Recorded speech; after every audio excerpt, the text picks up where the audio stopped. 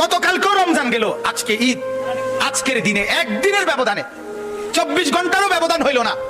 এই 24 ঘন্টার হতে না হতেই, একটা রাত পার হতে না হতে ফিকাফের মধ্যে আপনার ডেকসেট নিয়া মাতাল মুসলমান যুবক আপনার 20-25 জন করে করে এক এক ফিকাফের মধ্যে ওই গরু টানে যেটার ভিতরে কইরা, ইট টানে যেটার ভিতরে, বালু টানে। ফিকাফের মধ্যে কোনো মানুষ টানে না। কথা বলেন না কেন? এই জানুয়ারে আপনার ফিকাপ ভাড়া করে, ডেকসেট ভাড়া করে, এরপরে 20-25 জন আপনার লাফাইছে ঈদের দিন, হাজার হাজার যুবক।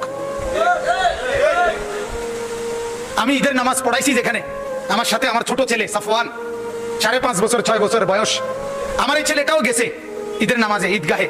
আসার সময় আমরা দেখলাম রাস্তায় আপনার এরকম ডেকসেটওয়ালা পিকআপ ছেলেরা লাফাইতে আছে। আমার ছেলে ছোট, সে আমার জিজ্ঞাসা করছে, আব্বু এটা কি, এটা কি, এগুলা কি? ছোট দেখে বলছে, পরে আমি তারে বুঝাই বললাম, আব্বু এরা এই গাড়িটার যে ছেলেগুলো, এগুলো সবগুলোরে কুত্তা কামড়াইছে। আজকে সকালে কুত্তা কামড়ানোর কারণে, এখন তো আজকে ঈদের দিন, আবু দেখো না দোকানপাট বন্ধ, এই জন্য ওষুধের দোকানও খোলা নাই, এই জন্য কুত্তার কামড়ে এগুলো এইভাবে নাচতে আছে। আরে কুত্তা কামড়াইছে, কুত্তা কামড়াইছে তারা।